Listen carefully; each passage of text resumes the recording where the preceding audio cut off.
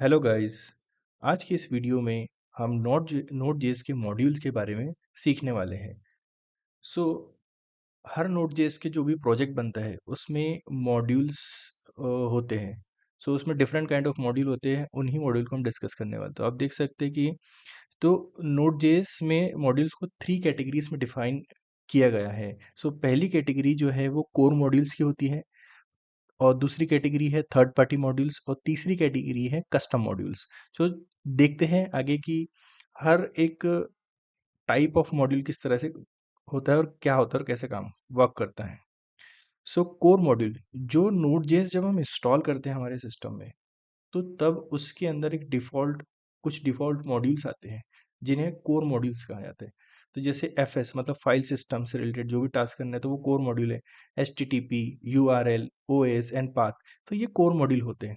Okay, इसे हम simple require function के थ्रू एक्सेस कर सकते हैं, जैसा हमने पिछली वीडियोस में भी दिखा है। और दूसरी कैटेगरी होती है थर्ड पार्टी मॉड्यूल्स की। अब ये थर्ड पार्टी मॉड्यूल्स क्या होते हैं? थर्ड पार्टी मॉड्यूल्स ऐसे मॉड्यूल होते हैं, इसका मतलब कि ये नोड जेएस के सिस्टम में, मतलब जब हमने नोड जेएस इंस्टॉल किया होगा तो उस नोड जेएस के सिस्टम में ये मॉड्यूल्स नहीं है, और ना ही ये एज ए डेवलपर हम इस मॉड्यूल को इम्प्लीमेंट करने वाले हैं, क्योंकि ये मॉड्यूल ऑलरेडी इम्प्लीमेंटेड है somewhere else, means NPM directory में। बस हमें इस मॉड्यूल को एनपीएम इंस्टॉल करना है और हमारे प्रोजेक्ट में यूज़ करना है। सो ऐसे मॉड्यूल्स को हम थर्ड पार्टी मॉड्यूल कहते हैं। मतलब किसी और ने इस मॉड्यूल को बनाया है, किसी और डेवलपर ने या कंपनी ने, और according to our project requirement we have to use those kind of module. ऐसे मॉड्यूल को हम थर्ड पार्टी मॉड्यूल कहते हैं। तो बहुत फेमस मॉड्यूल है Express, Moment, Joi and JW tokens. So ये जितने भी हम एनपीएम इंस्टॉल करते हैं मॉड्यूल को, वो थर्ड पार्टी मॉड्यूल होते हैं। क्योंकि इसी तरह से हम अपने कस्टम मॉड्यूल बनाकर as a third party expose भी कर सकते हैं एनपीएम जेएस पर। और तीसरी कैटेगरी होती है कस्टम मॉड्यूल या लोकल मॉड्यूल। ये जो कस्टम मॉड्यूल होते हैं, जैसे हम जो भी प्रोजेक्ट बनाते हैं, तो प्रोजेक्ट जो होता है वो एक कलेक्शन ऑफ मॉड्यूल्स होता है, और जो मॉड्यूल होता है वो कलेक्शन ऑफ फंक्शनैलिटी होते हैं, कलेक्शन ऑफ फंक्शंस होते हैं। अब फंक्शंस को किस तरह से ऑर्गेनाइज तरीके से हम एक्सपोज करें, और किस तरह से ऑर्गेनाइज तरीके से उसको लिखें कि वो प्रॉपर तरीके से रीयूज हो सके। और एक जो कॉन्सेप्ट होता है प्रोग्रामिंग में ड्राई का, मतलब do not repeat yourself. So ये मॉड्यूल की वजह से ही हम इस कॉन्सेप्ट को अक्वायर कर पाते हैं। मतलब हमने एक फंक्शनलिटी लिख दी, जिस तरह के हमारे के एक हो सकता है कि मैथमेटिक्स लाइब्रेरी हमको बनाना है, जिसमें सब्ट्रैक्ट, ऐड, मल्टीप्लाई फंक्शनलिटी को ऐड करना है। और इस लाइब्रेरी को, इस फंक्शंस को अदर जगह भी हमको एज ए कॉल करना है वहाँ से। तो इसको एक जगह पर लिखते हैं और एज ए मॉड्यूल इसको हम एक्सपोर्ट करते हैं। तो थ्रू आउट द प्रोजेक्ट जितने भी डेवलपर है, यदि हम उनके रिक्वायरमेंट है तो वो इस फंक्शंस को कॉल कर सकते हैं। तो इस कस्टम मॉड्यूल से हम हमें फ़ायदा क्या होता है? सो हमें ऑर्गेनाइज्ड एंड क्लीन कोड लिखते हैं। मॉड्यूल जब लिखते हैं तो इसमें एकदम क्लीन कोड होता है, क्योंकि हमें किसी ऐसे तो हम पूरे प्रोजेक्ट को एक फाइल में लिख सकते हैं, लेकिन यदि हम प्रोजेक्ट को सेपरेट करें मॉड्यूल वाइज, फंक्शन वाइज, और लेस कोड लिखे फंक्शंस में, तो उससे रीडेबिलिटी अच्छी होती है और डिबगिंग अच्छी होती है। तो पहली तो सबसे पहला हमें बेनिफिट मिलता है कि ऑर्गेनाइज़ और क्लीन कोड रहता है, और इस फंक्शंस को हम रीयूज़ कर सकते हैं थ्रू आउट द प्रोजेक्ट। और ये कोड जो अच्छे तरीके से मॉड्यूलराइज़ होता है, वो स्केलेबल कोड माना जाता है, और ये इसमें ईज़ी डिबगिंग होती है। जैसा कि मैंने बताया कि डू नॉट रिपीट योरसेल्फ वाले कॉन्सेप्ट को प्रॉपर हम इसमें एक्वायर कर सकते हैं। सो चलिए हम देखते हैं कि हम किस तरह से हम इस वीडियो में कस्टम मॉड्यूल किस तरह से बनाते हैं नोड.जेएस में, उसको फोकस करने वाले हैं। So let's get started with that custom module. So सबसे पहले हम क्या करते हैं, यदि हमें एक मैथ की लाइब्रेरी बनाना है, तो हम क्या लिखेंगे कि math.js। ओके, और इसमें मैं चाहता हूँ कि बाहर से यदि कोई कोई डेवलपर इस फंक्शन को कॉल करे, सो ये फंक्शन कॉल होना चाहिए, और ये फंक्शन कितनी भी जगह से कॉल होना चाहिए। सपोज में हम लिखते हैं यहाँ पर एक्सपोर्ट। सो इसे इस मॉड्यूल को एक्सपोर्ट और मॉड्यूल डॉट एक्सपोर्ट दो तरीके से हम एक्सपोर्ट कर सकते हैं। एक्सपोज कर सकते हैं। तो ये एक्सपोर्ट एक ऑब्जेक्ट होता है नोड.जेएस में। सो जो भी हम नोड.जेएस की फाइल बनाते हैं ये एक ग्लोबल वेरिएबल की तरह होता है, तो ये अवेलेबल होता है।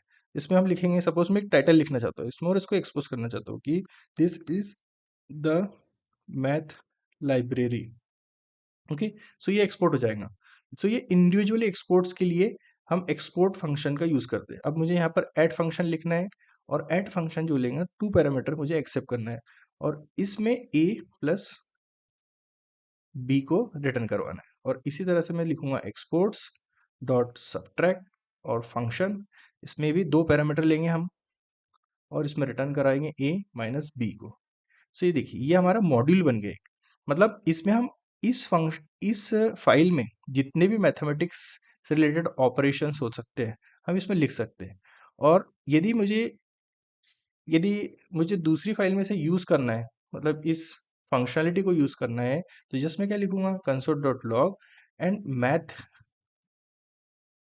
इसे हम रिक्वायर करके लिख सकते हैं। जैसा कि हम लिख सकते हैं require dot dot slash math. तो ये हमारी मैथ नाम की लाइब्रेरी यहाँ पर रिक्वायर हो चुकी है। अब मुझे यहाँ पर लेना है इसका टाइटल, यहाँ पर आ जाएगा टाइटल। ऐड फंक्शन को लेना है तो ऐड फंक्शन, सब्ट्रैक्ट फंक्शन को लेना है तो सब्ट्रैक्ट। तो ये नेम्ड एक्सपोर्ट हुए, मतलब नेम के साथ एक्सपोर्ट हुए। जैसा कि हम देख सकते हैं, तो यहाँ पर ये टाइटल लिखा तो यहाँ पर टाइटल प्रिंट होना चाहिए। सॉरी, कंसोल डॉट लॉग, यदि मैं ऐड फंक्शन को कॉल करूंगा तो ये 2 पैरामीटर लेता है, 3 4 एंड 3 को हम ले सकते हैं। कंसोल डॉट लॉग, ये सब्ट्रैक्ट फंक्शन को कॉल किया तो ये भी 2 पैरामीटर लेता है। अब देखते हैं इसका रिजल्ट क्या आता है। नोड इंडेक्स डॉट जेएस, देखिए इसने जो भी हमने फंक्शनलिटी लिखे थे वो इसने एक्सपोज कर दिया है। अब एक दूसरा तरीका होता है मॉड्यूल को एक्सपोर्ट करने के लिए, वो होता है मॉड्यूल डॉट एक्सपोर्ट। तो उसको देखते हैं। सो उसके लिए हम लिखेंगे एक लॉगिंग मॉड्यूल को बनाएंगे जिसमें लॉग हम इंफॉर्मेशन को कर सके। तो उसके लिए क्या कर सकते हैं हम लोग कि एक वेरिएबल बनाएंगे लॉग और उसमें एक ऑब्जेक्ट बनाएंगे और उसमें as a property, object property हम फंक्शन को डिफाइन करेंगे। इन्फो लॉग बनाएंगे और उसमें फंक्शन को डिफाइन करेंगे। यहाँ पर कंसोल डॉट लॉग और यहाँ पर लिखेंगे इन्फो और ये इन्फो को प्रिंट करेगा। इस तरह से हम warning log and error log बना सकते हैं। तो यहाँ पर वार्निंग और यहाँ पर हम रिसीव कर रहे हैं वार्निंग को, यहाँ पर वार्निंग प्रिंट करेंगे और वार्निंग को प्रिंट करेंगे। और ये हमारा थर्ड फंक्शन होगा एरर के लिए। एरर इन्फो के रिप्लेस करेंगे error, error and this is also error. So ये हमारा एक मॉड्यूल बन गया जिसमें हम लॉगिंग मैकेनिज्म को एक्सपोज करने वाले हैं।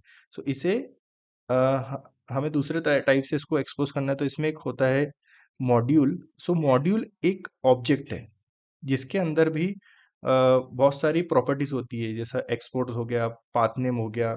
सो इसमें भी बहुत सारी प्रॉपर्टीज होती है। मैं अभी आपको प्रिंट करके दिखाता हूँ। सो अभी हम इसको लिखते हैं मॉड्यूल डॉट एक्सपोर्ट्स, ये देखिए। एंड इस फंक्शनलिटी को लॉग वेरिएबल को जो हमने यहाँ बनाया है एज ए ऑब्जेक्ट जो रिसीव कर रहा है उसको असाइन कर देते हैं। अब इसको यदि मुझे यहाँ पर रीयूज करना है तो मैं जस्ट क्या लिखूंगा लॉग, देखिए मुझे ऑटो सजेशन बता रहा है तो लॉग डॉट इन्फो, तो इन्फो में मैंने प्रिंट करना है कि this is info and log dot warning, this is warning, log dot error, this is error. देखिए यहाँ पर उसने प्रॉपर प्रिंट करना चाहिए। सो इन्फो वार्निंग एंड एरर, देखिए प्रिंट कर रहा है। सो यहाँ पर हमारे पास 2 तरीके हैं जैसे कि हमने डिस्कस किया। सो यहाँ पर 2 तरीके, एक तो एक्सपोर्ट्स कर सकते हैं direct with sum property name, okay, and ये एक्सपोर्ट हो जाएगा, नेम्ड एक्सपोर्ट बोलते हैं इसे। और दूसरा है मॉड्यूल डॉट एक्सपोर्ट्स, इसमें हम किसी ऑब्जेक्ट को एक्सपोर्ट कर सकते हैं जो भी हम फंक्शनलिटी को एक्सपोज करना चाहते हैं।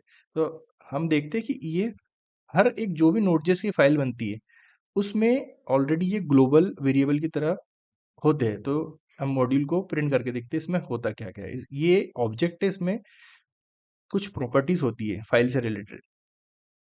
देखिए, जिस तरह से आईडी, पाथ, एक्सपोर्ट, तो जो हम एक्सपोर्ट लिखते हैं ऑब्जेक्ट, वो एक मॉड्यूल का पार्ट ही है। तो इसमें मॉड्यूल से रिलेटेड इन्फॉर्मेशन होती है। सो इस तरह से हमने इस वीडियो में सीखा है कि नोड.जेएस में कितने टाइप के मॉड्यूल होते हैं, और यदि हमें कस्टम मॉड्यूल को बनाना है तो हम किस तरह से बना सकते हैं और उसके क्या-क्या बेनिफिट्स होते हैं। So that's it guys in this video. Thank you for watching. If you have any concern, any problem, please let me know into the comment section.